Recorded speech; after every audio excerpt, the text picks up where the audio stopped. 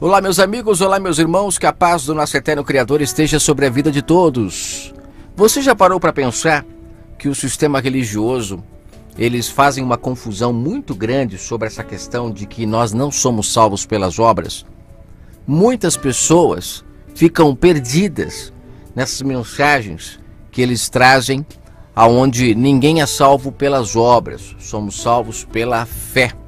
Realmente é assim que está escrito. Mas eu quero hoje, através deste áudio, de uma maneira muito simples, trazer ao seu entendimento algumas questões importantíssimas sobre isso que dificilmente é falado. Quando se fala que somos salvos pela fé, o que vem em nossa mente? Vem a gente cantando na igreja, a gente ouvindo uma mensagem do pastor, esse tipo de coisa que nós aprendemos desde quando nascemos. Ser salvo pela fé é fazer parte de um sistema religioso.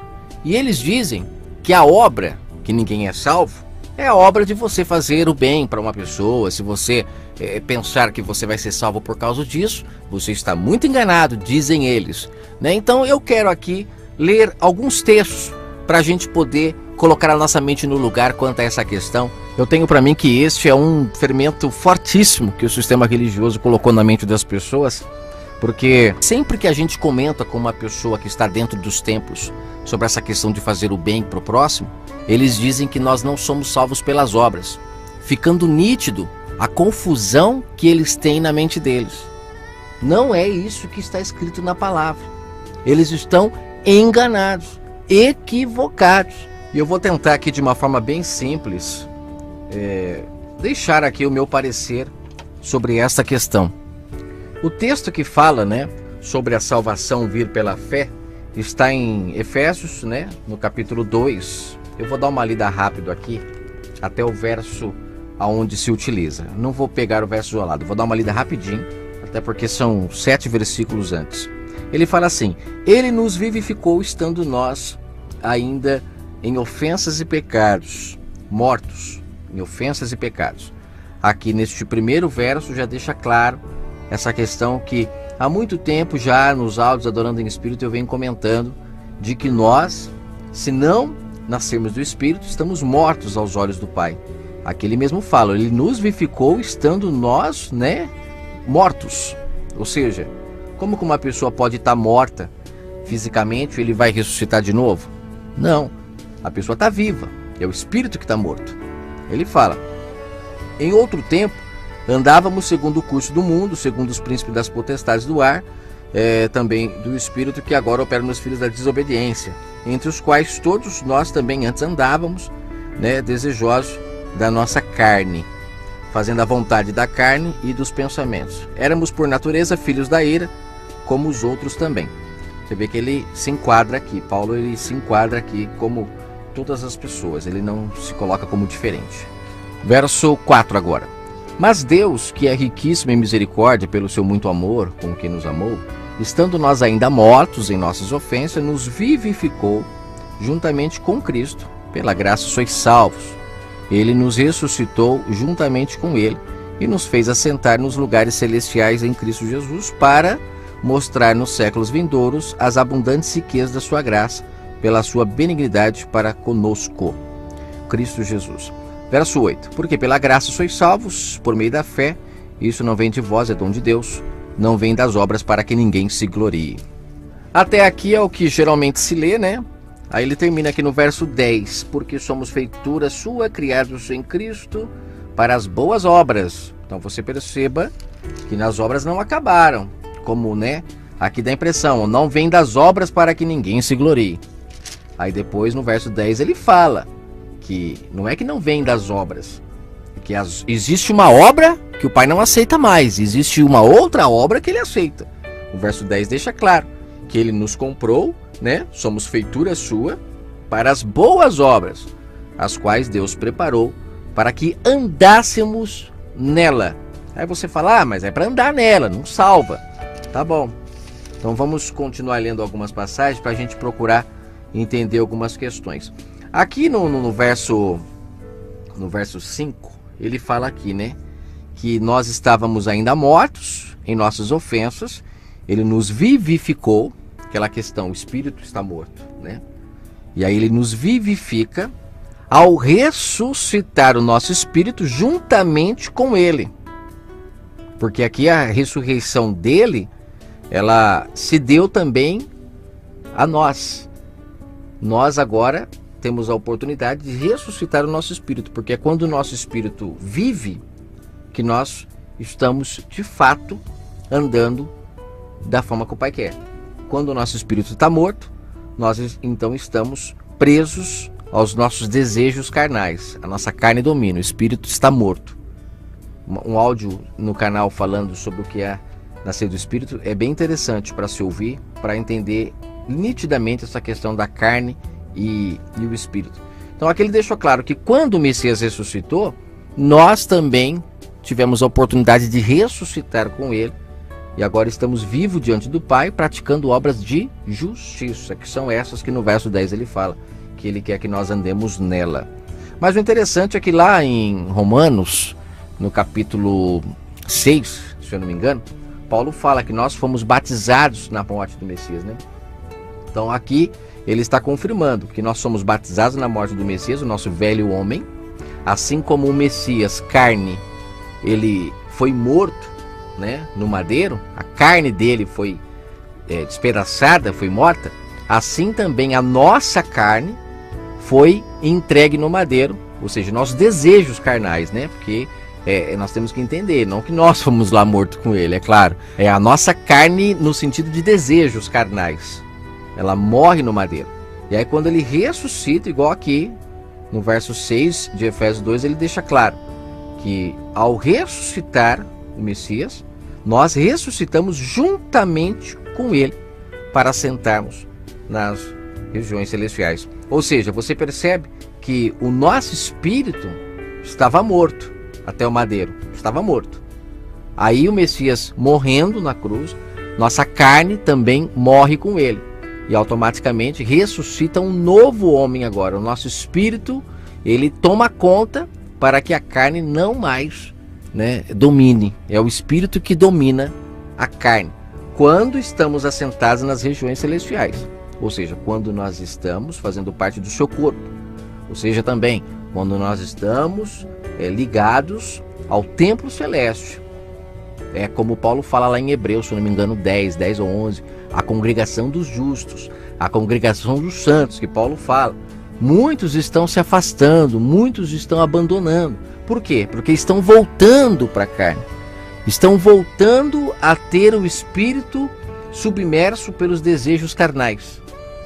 É interessante nós entendermos o que Paulo está falando, porque isso muda tudo. Quando nós estamos ligados no verdadeiro templo que está no céu e não na terra. Templo na terra, o Messias disse, e eu já gravei em outros áudios, que ele pôs fim. Ele falou para os líderes, destruam esse templo, porque eu vou levantar o verdadeiro. E o verdadeiro, o próprio texto disse, ele se referia ao seu corpo. Quando o Messias ressuscitou, ele não ressuscitou o corpo carnal dele, aquele corpo tudo dilacerado que foi entregue no madeiro. Ele ressuscitou um corpo glorificado. E é nesse corpo que nós fazemos parte. Porque nós somos o corpo do Messias, membros do seu corpo, né? Então quando ele fala destruam esse templo, ele falou destruam esse templo visível, destruam esse templo palpável, destruam esse templo carnal, né, que vocês precisam ver para crer, porque eu vou levantar o verdadeiro templo.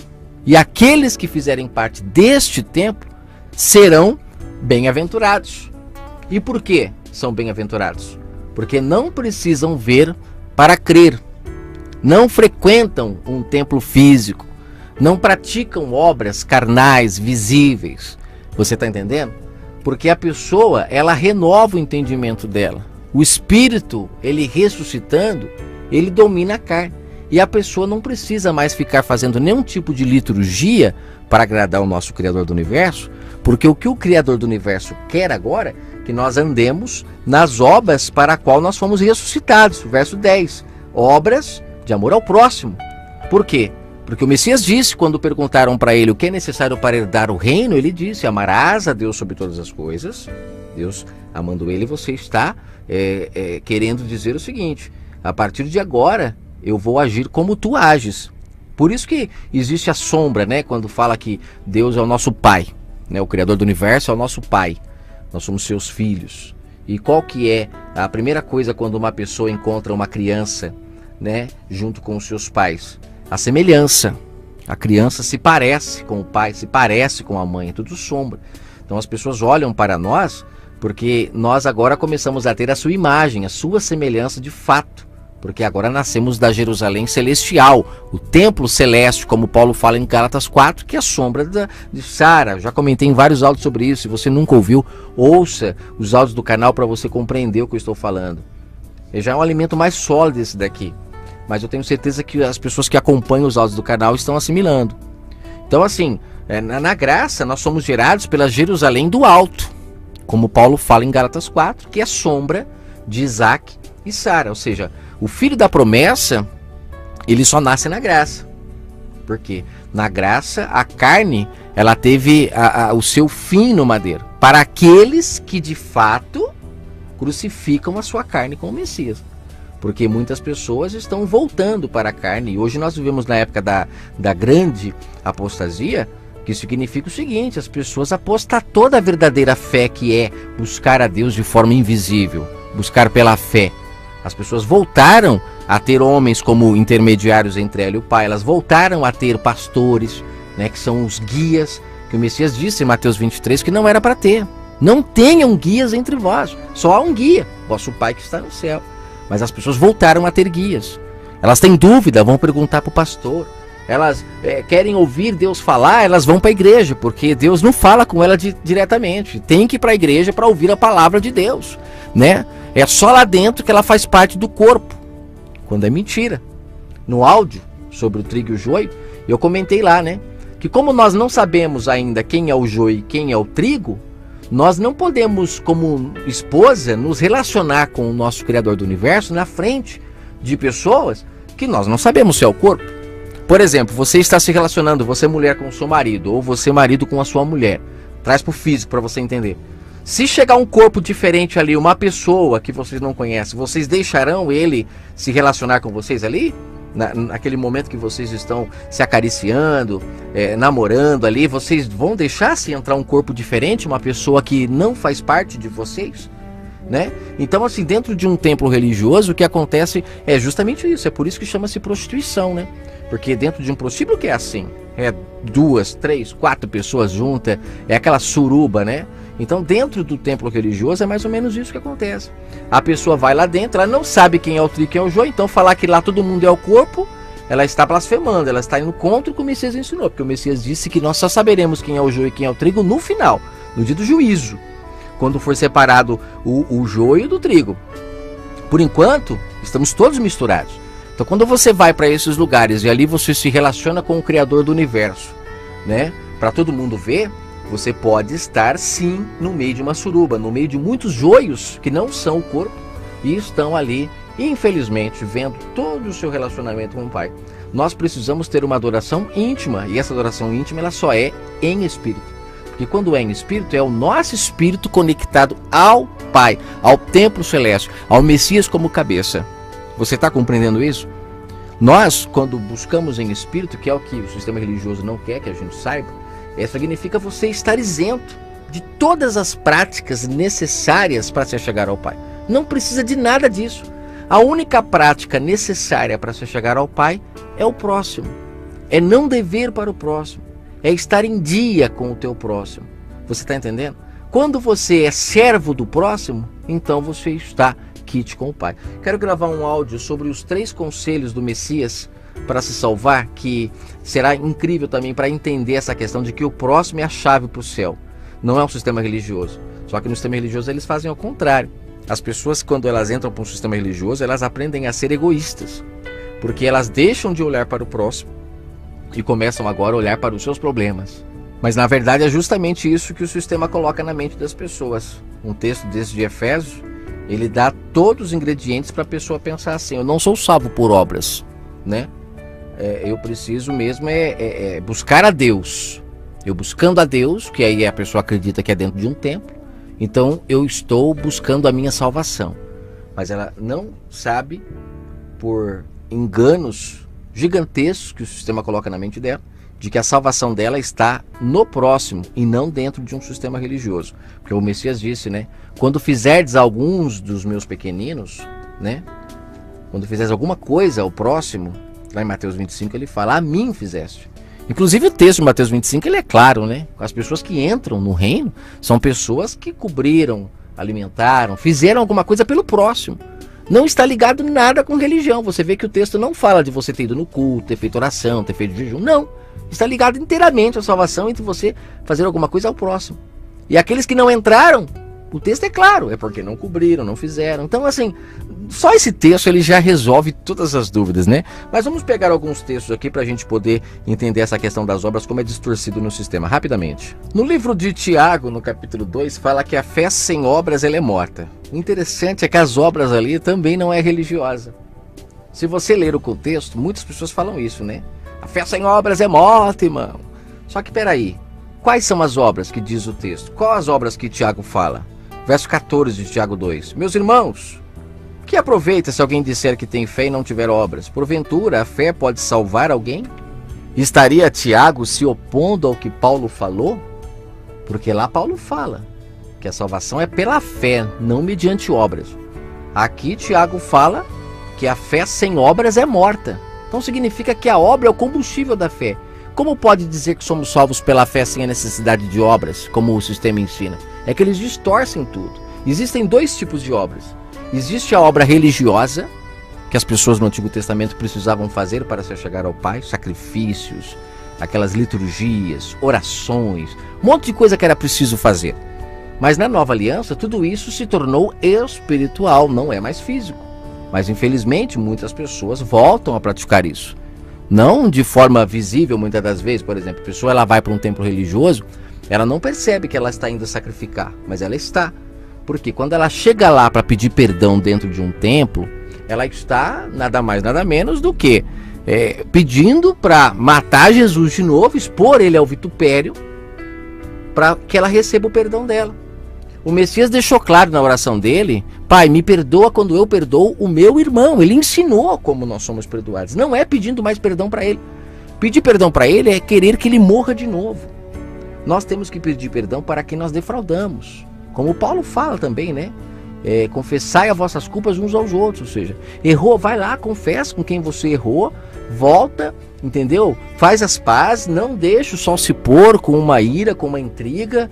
Tudo isso faz com que você, então, esteja vivendo na graça. Agora, quando você vai para um templo pedir perdão, quando você faz essas práticas litúrgicas, você está cumprindo as mesmas coisas do Antigo Testamento. Até porque a coisa mais carnal que existe é você sair de casa para ir buscar o Criador dos céus e da terra, que é onipresente, num lugar físico com hora marcada. Não tem lógica isso. Isso é a coisa mais carnal que uma pessoa pode fazer. Ela sair da sua casa, muitas das vezes deixar seus amigos, seus familiares, para ir a um templo buscar um Criador do universo que é onipresente. Ele estava lá onde ela estava. Por que ela precisou ir em um lugar? Não, mas eu fui nesse lugar porque lá eu estou me reunindo com o corpo. Peraí então. Então você está já se considerando o trigo antes da hora? Pode isso, Arnaldo? Como diz, né? O vocabulário que o pessoal usa por aí. Pode isso? Se considerar trigo antes da hora? Não é os anjos que irão separar? Que negócio é esse? Temos que viver em paz com os nossos irmãos, como o Messias disse, somos todos irmãos. Ele não diz que são só alguns, são todos. Apesar de que naquela passagem quando os irmãos dele chegam, ele fala, os meus irmãos são aqueles que fazem a vontade do meu Pai. Só que na época do trigo e do joio, como nós vamos saber quem é o trigo e quem é o joio? Temos que viver em paz. Temos que viver em um mundo, infelizmente, caído, onde estamos sujeitos a levar tapas, pontapés e mesmo assim aguentar calado. Aguentar calado porque na graça nós não revidamos mais. Passou a era de ter que revidar olho por olho, dente por dente. Acabou isso. Foi necessário durante um tempo para criar consciência e o Messias poder vir ao mundo. O Pai trouxe tudo para a carne. Ele trouxe o templo, né, réplica do templo celestial para a terra. Ele trouxe a água como a representação da sua palavra, que é invisível, do seu espírito. Ele trouxe o vento também como representação do seu espírito, que está em todos os lugares, não vemos, mas sentimos. Ele trouxe a pedra como representação da sua palavra, né? que se você pecar, você é apedrejado até hoje. Não pense que você não é não, porque hoje a palavra apedreja é o Espírito.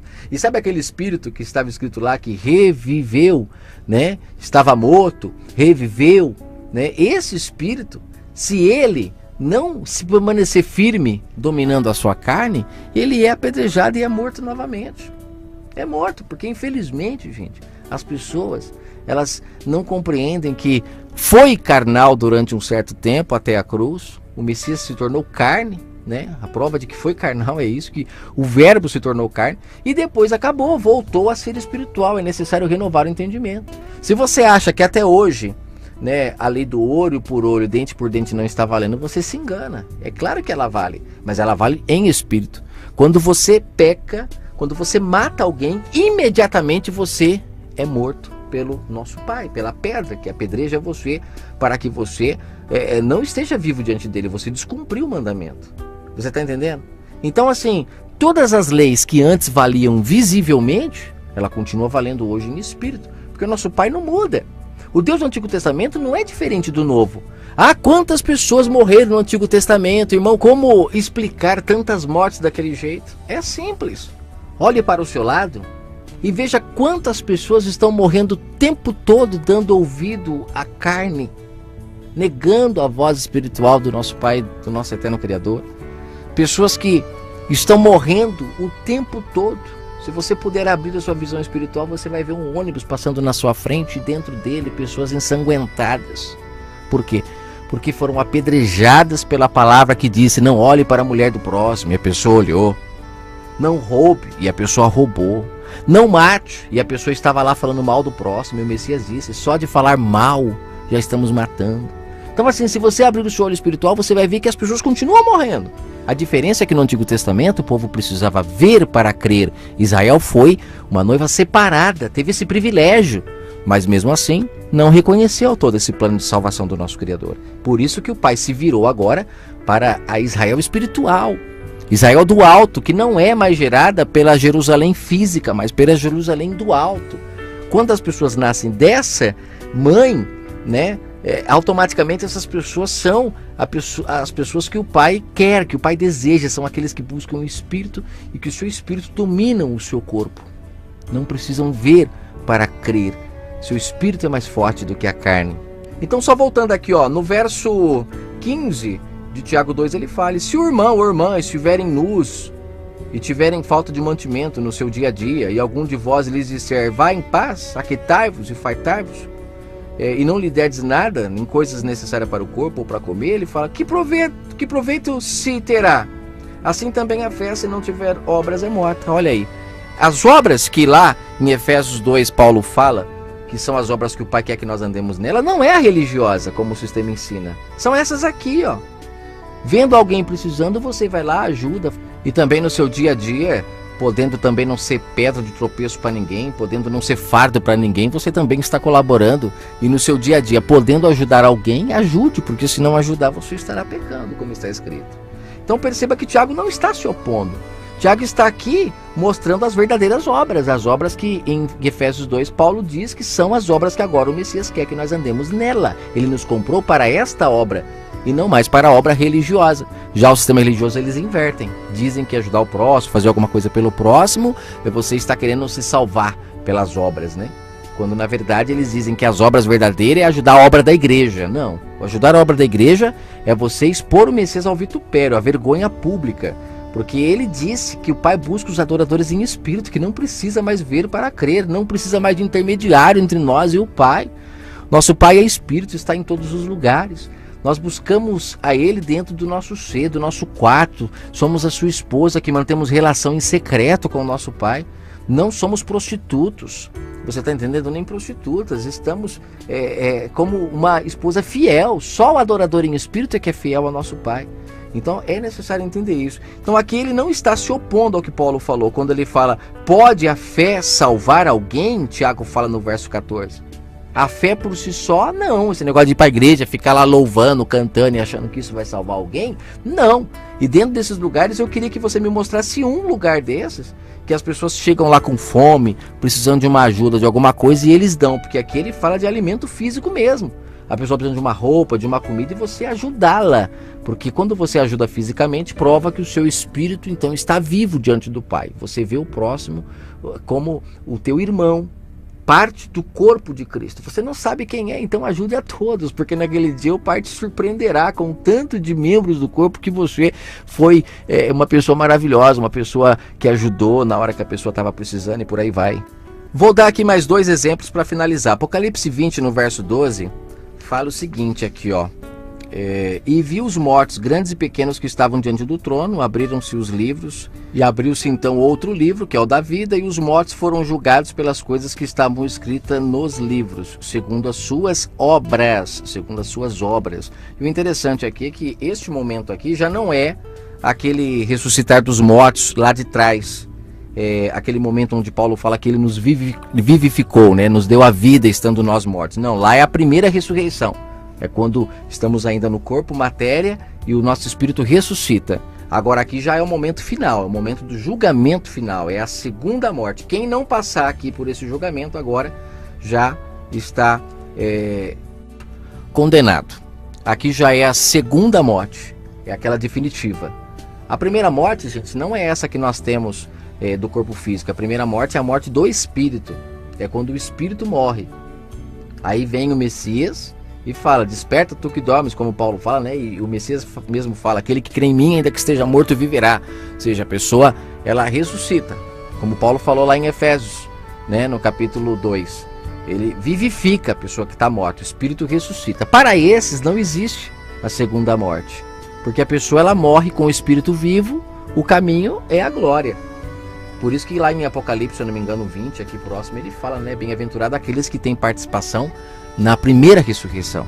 É essa ressurreição que o Messias traz, que é a mente consciente, a mente aberta, compreendendo a verdade do Pai, liberta, descauterizada. Agora, as pessoas que não ressuscitam o espírito, continuam mortas até a morte do corpo matéria, ela vai ressuscitar de fato lá na glória para ser julgada. E como ela não ressuscitou uma vez, ela vai então agora morrer, o espírito dela definitivamente. Mas o interessante é que ele fala aqui que as pessoas vão ser acusadas ou não pelas suas obras, né? Está ligado diretamente às obras, gente. Obras do dia a dia, não religiosas, porque a religiosa o Messias pôs fim no madeiro.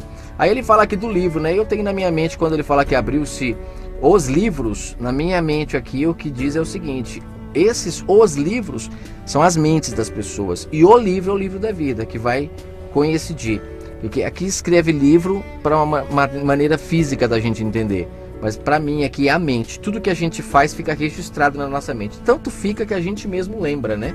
Só que a gente esquece de muita coisa, porque não somos ensinados a ter uma maneira de guardar e nunca mais esquecer. Mas eu creio que no dia do julgamento final a nossa mente será aberta, né? E tudo o que passamos durante toda a vida fica gravado aqui em nós. Eu acredito nisso. E para provar assim isso, eu teria que usar outros textos, mas aí vai deixar a mensagem muito longa. Eu vou só finalizar aqui então com o livro de Filipenses, capítulo 3, do verso 1 ao 5.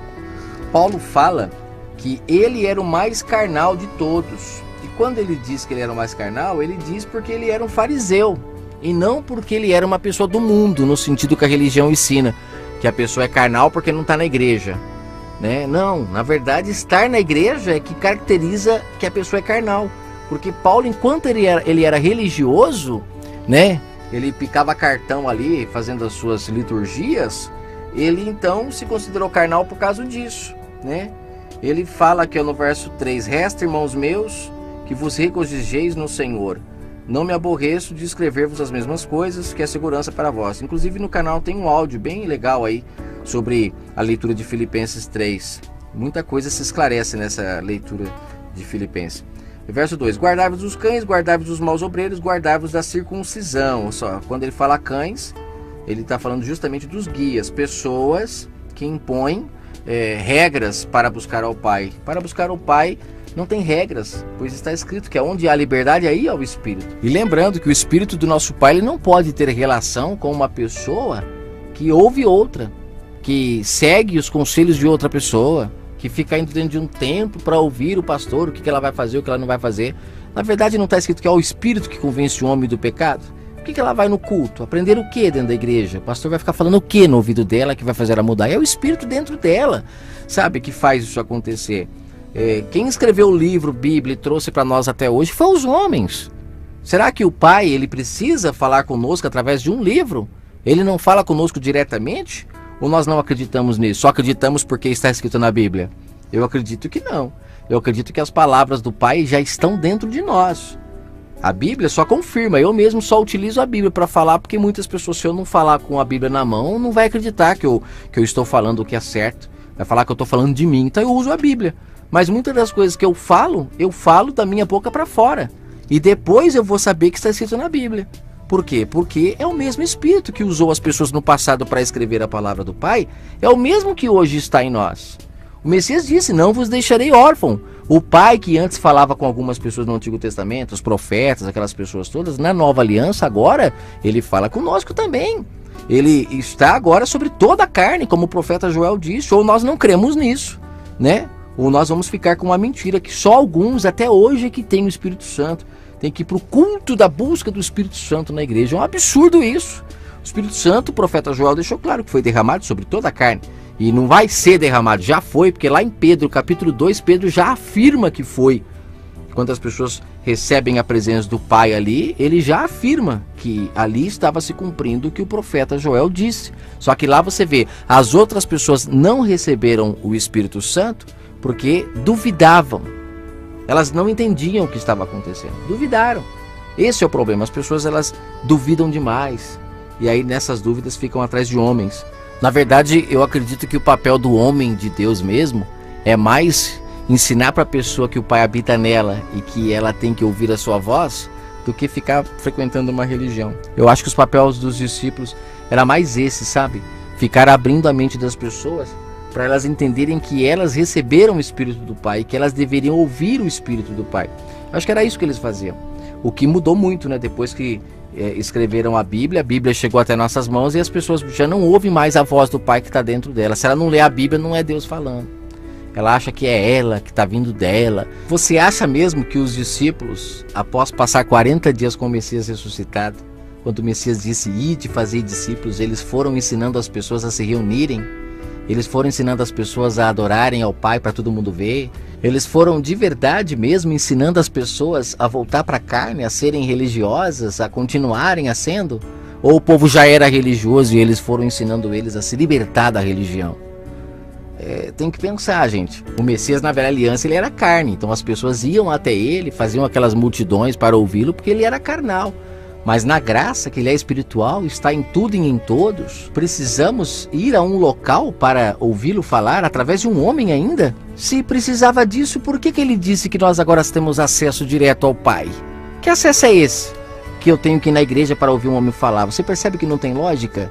É complicado. Devemos ouvir a voz do Pai que está em nós. A Bíblia, ela serve para nós entendermos a história, como aconteceu, mas a palavra do Pai verdadeira, ela está em nós. O Messias mesmo fala que nós comemos dele, né? E comer dele não é comer da Bíblia. Comer dele é comer dos frutos do Espírito. Bondade, longanimidade, mansidão, domínio próprio. Quando comemos disso, somos fortes espirituais e a carne não nos vence. Estamos vivos diante dos olhos do Pai. Então, finalizando, eu gostaria que você lesse aí Filipenses 3, Paulo fala que ele era o mais carnal de todos, porque ele era um fariseu, ele era um religioso. Você quer continuar sendo carnal?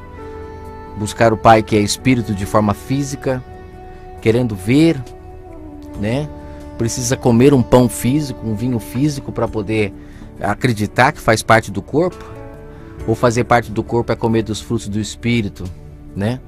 É poder ser uma pessoa mansa, honesta, justa, praticar as boas obras, que foi para essas obras que ele comprou, né, cada um de nós.